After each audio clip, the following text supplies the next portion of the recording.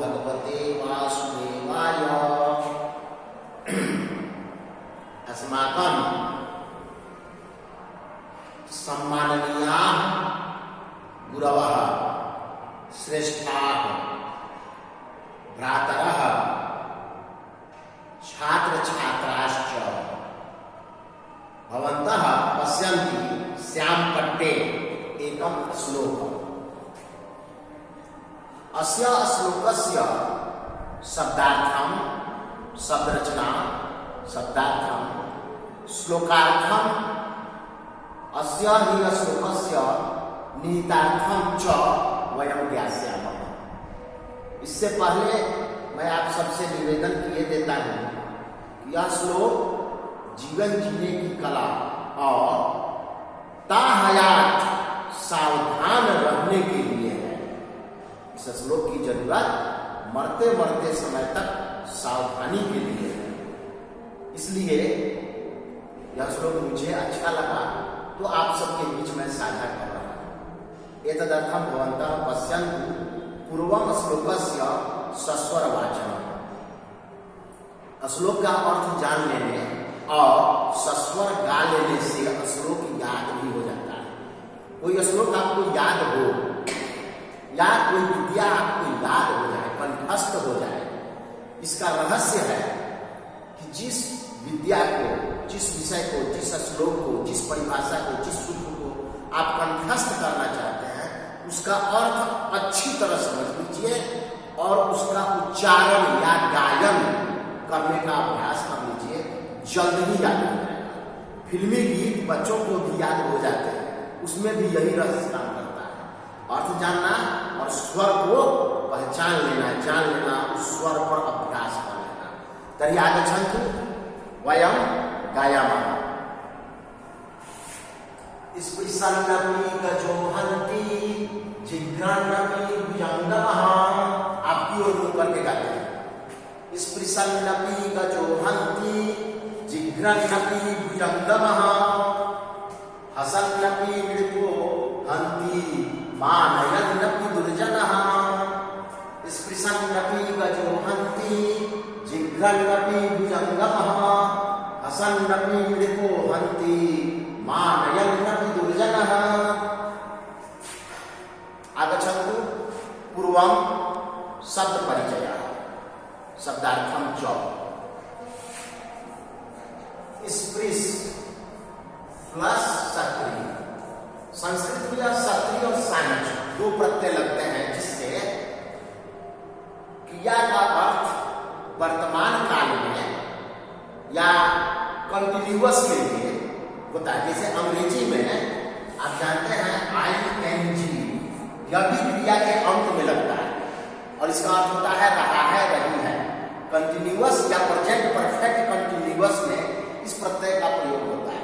तो अंग्रेजी के वर्ब में भी ING अंत में लगता है और संस्कृत में सक्रिय प्रत्यय भी क्रिया के अंत में लगता है। तो यह बनेगा पहले से स्पृशक, लेकिन उसका प्रयोग नहीं होता है। क्या हो जाता है? स्पृशन माने स्पर्श करते हुए,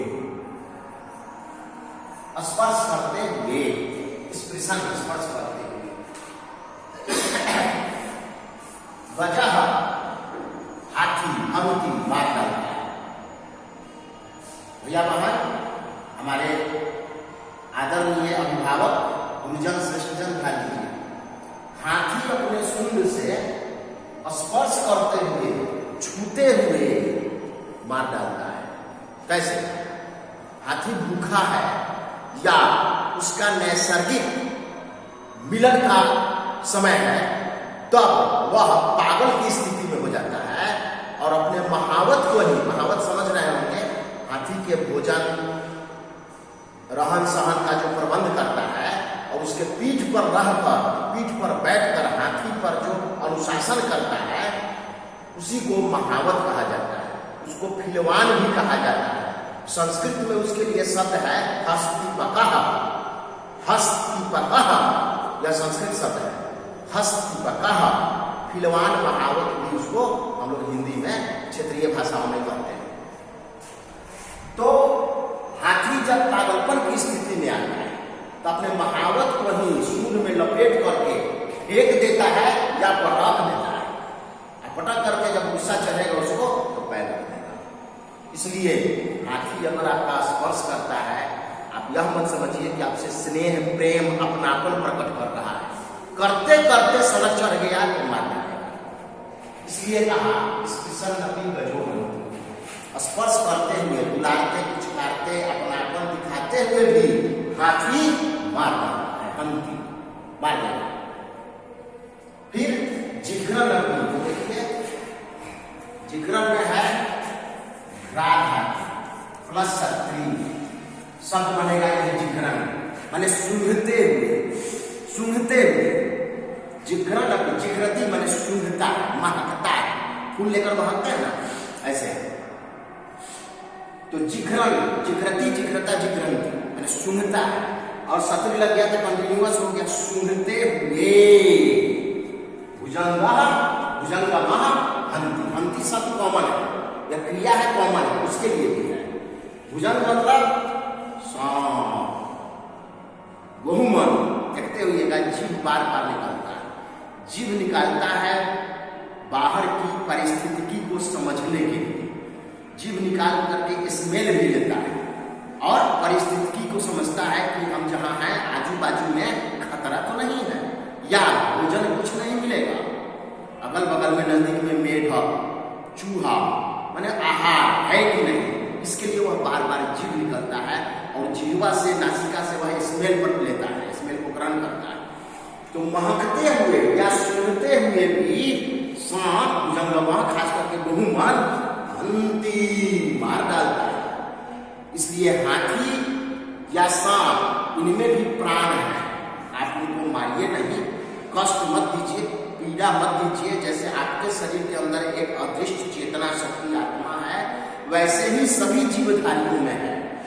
तो कष्ट नहीं देना है, दुख नहीं देना है, लेकिन दूरी बना के रहना है, इसलिए कि ये सब खतरनाक है। पुनः हसन, और विशेष ध्यान दीजिएगा भैया बहन, हमारे अभिभावक बहन, हमारे बच्चों के जो माता पिता हैं, विशेष ध्यान दीजिए। हसन नपी, इसमें हस प्लस शक्ति, हंसते हुए, अपी भी। वाह भाई, क्या बात है, आइए स्वागत है, चाय ले आओ, मिठाई ले आओ। हंसते हुए भी राजा मारता है। अब कहिएगा आप लोग प्रश्न उठा सकते हैं कि राजा कौन है इसको, अभी तो ये प्रजातंत्र है ना। तो जानिए, प्रजातंत्र में भी वे सब राजा हैं जो जनप्रतिनिधि हैं। जीते हुए मुखिया जी, विधायक जी, MP जी, ये सभी राजा हैं। और जितने राजपत्रित कर्मचारी हैं, BDO साहब, CO साहब, ADM साहब, DM साहब, जिला समाहर्ता, दंडाधिकारी, ये सभी राजा ही हैं, क्योंकि इनके हाथ में शक्ति है, सत्ता है, पावर है। तो इनसे भी थोड़ा दूरी बना के रहिए। ये हंसते हंसते आपको सूली पर चढ़ा देगा। कोई भी राजनेता जब देख लेगा कि आपसे कोई काम सधने वाला है तो आपसे वह दबाव देगा, आपसे करवाएगा। पहले प्रेम से कहेगा, उसके बाद दबाव देगा, उसके बाद लालच देगा, नहीं करिएगा तो आपके ऊपर खतरा कर देगा। जब अपने स्वार्थ पर आ जाएगा तो कोई भी राजा, माने पावर वाला, सत्ता वाला, शक्ति वाला जिसकी सरकार है, वो आपके प्राण पर, परिवार पर कोई खतरा कर देगा। इसलिए कहा हसन नपी निर्पोहन। और मैं स्पष्ट किए देता हूं, मैं शिक्षक बेबाक पढ़ूंगा। ये श्लोक की रचना हम नहीं किए हैं, ये सुभाषित से है। इसकी रचना मैंने नहीं की है, जैसा मैंने पाया उसका मैं वर्णन कर रहा हूं, अपने मन से कुछ नहीं कह रहा। आप इसका अर्थ, इसके सेंट्रल आइडिया को और दूसरे तरह से, दूसरे किसी से भी समझ सकते हैं ना। आप समझ रहे हैं अच्छी बात, इसलिए मैं इसमें दोषी नहीं हूं। इसमें जैसा लिखा गया है वैसा मैं आपको समझा दूंगा, या मेरा धर्म है। तो हसन नपी निर्पोहन, निर्प राजा, हंसते हुए भी। आप सोचिएगा, हम तो DM साहब के साथ मिलते बैठते हैं, अपनापन है, हम फलाने मंत्री जी के आदमी हैं, तो बहुत तरह का जवाब देना पड़ जाएगा। मंत्री जी के आप आदमी हैं, आप पर भी खतरा हो सकता है, मंत्री जी के वजह से हो सकता है, या मंत्री जी कभी आपको अपने स्वार्थ की सिद्धि में आपका उपयोग कर लेंगे। इसलिए ज्यादा कुछ मत होइए, हमू के लोगों का हम VIP हैं, केवना तो कुर्ता झाड़ करके टोपी खाजा पट लगा करके कुछ मत होइए।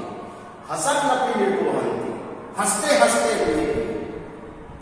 हंसते हुए भी आपसे आत्मीयता मित्रता प्रकट करते हुए भी राजा मार डालता है। जब अपने आप पर आ जाएगा, अपना स्वार्थ उसको पूरा करने पर आ जाएगा या मरवा देगा। इस सब चीज को ध्यान दीजिए। मानयम लपि दुर्जना, तब क्या करें, यहां आइए राजा दूरी बनाए, कम से कम नजदीकी रहे तो अच्छा रहे, सुरक्षित रहिएगा। कम से कम नजदीकी का मतलब बहुत जरूरी लगा तो उनसे मिले और अपना फिर घर चले। ज्यादा साथ में उठना बैठना, फोटो खिंचवाना, मीडिया में आना, इसकी जरूरत नहीं है। क्या करना है, जब सब कुछ हमको कर्म करने से मिलने वाला है तो काहे का पैर, काहे का किसी का जो है भोजपुरी में शब्द है चमचई, इसकी जरूरत क्या है, बटड़ी की जरूरत क्या है। सब कुछ हमको कर्म करने से मिलने वाला है, कर्म करेंगे, भगवान हमारे साथ है, ऐसे भी हम कर्मयोगी हैं। अब देखिए, मानयम नपि दुर्जना, मान प्लस शक्ति, मान सम्मान करते हुए भी, माने मानयम प्लस अपि, न में हलंत है, न में हलंत है प्लस अ, न, ये न हलंत बराबर है, यह न हलंत उपपद है इसमें कोई अंतर नहीं है। तो कोई भी हाफ कॉन्सोनेंट बगल से अगर स्वर मिलता है तो उसी संधि पर मिलता है। जैसे यहाँ न, इसमें और न हलंत, न हलंत बस पूरा न, आपको दिख नहीं रहा है लेकिन न में अ है, न मानयन, न में हलंत हो गया, न के बाद कोई भवेल नहीं आ रहा है तो न में हलंत हो गया, मैंने हाथ कॉन्सोनेंट, इसमें दिख नहीं रहा है बाकी और अपी का और इसमें है, यही न यहाँ संधि हो गई है। तो मानयन अपी, मानते हुए, सम्मान करते हुए भी, दुर्जन दुष्ट, दुर्जन दुष्ट मार डालता है। हंती कॉमन है। दुर्जन मान सम्मान करते हुए, आपको चादर उठाते हुए, आपको चादर पोसी करते हुए, आपको पान खिलाते हुए दुर्जन मार डालता है। इसलिए दुर्जनों से सावधान। अब आप कहिएगा कि दुर्जन को पहचाने कैसे?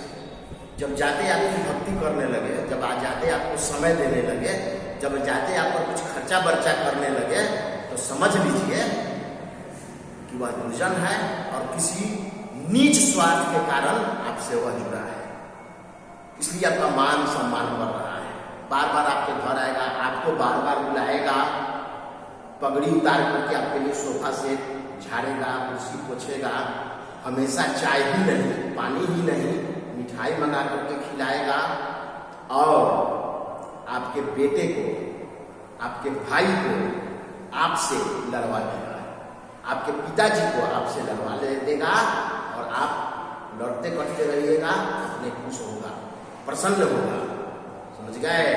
हालांकि गौर से देखना चाहेंगे तो अब दुर्जनों की भरमार है, अब दुर्जनों की कमी नहीं है। दुर्योधन और दुशासन का तो लाइसेंस है महाभारत। आधुनिक युग में भी एक से बढ़कर एक ऐसे ऐसे दुर्जन हैं कि आपको पता ही नहीं चलेगा, और जब वह आपको डैमेज करना शुरू करेगा तो आपको दिखाई भी नहीं देगा, अदृश्य हो जाएगा। तो दुर्जन जो है वह मान सम्मान करते हुए मार डालता है। अब फिर से देखिए, किससे कैसे खतरा होता है, कौन किस माध्यम से, कौन किस तरह से आप पर खतरा करता है, आप पर आपको डैमेज पहुंचाना चाहता है, समझ लीजिए। स्पर्श करते हुए, छूते हुए हाथी मार डालता है, सूंघते हुए, महकते हुए सांप मार डालता है, हंसते हुए राजा मार डालता है, मान सम्मान करते हुए, मिठाई खिलाते हुए, आपको कुछ देते हुए भी दुर्जन है, दुष्ट है, दुष्ट वह मानता है। एक चीज जान लीजिए, मैंने कहीं पढ़ा है, अब ग्रंथ का संदर्भ याद नहीं है, दुर्जनान सज्जनान असूयन्ति, दुर्जनान सज्जनान असूयन्ति, दुर्जन लोग सज्जनों से ईर्ष्या करते हैं, द्वेष करते हैं। सज्जन ऐसा नहीं करता है, अगर करता भी है तो दुर्जनता की मात्रा बहुत कम होती है और वह प्रकट नहीं होता है। ऐसे ईर्ष्या, द्वेष, काम, क्रोध, लोभ, मोह से परे कोई है नहीं। परे हो जाएगा तब तो फिर पूर्णमदः पूर्णमिदं पूर्णात् पूर्णमुदच्यते पूर्णस्य पूर्णमादाय पूर्णमेवावशिष्यते, वह भगवान ही हो जाएगा। लेकिन जिसमें ज्यादा दुर्जनता है, जो ज्यादा आपको क्षति करना चाहता है या संभावना है, उसे दूरी बना लीजिए।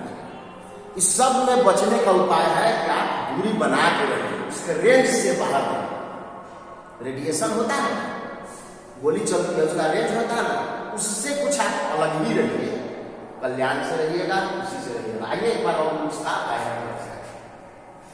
स्पृशन्नपि गजोहन्ति जिघ्रन्नपि जङ्गमः असन्नपि निर्मोहन्ति मानयन्नपि दुर्जनः। तो भैया हमारे आदरणीय अभिभावक इस श्लोक को याद कर जाइए, अपने जीवन में उतारिए और सावधान रहिए इन परिस्थितियों में, ऐसे ऐसे प्राणियों से सावधान रहिए। अच्छा,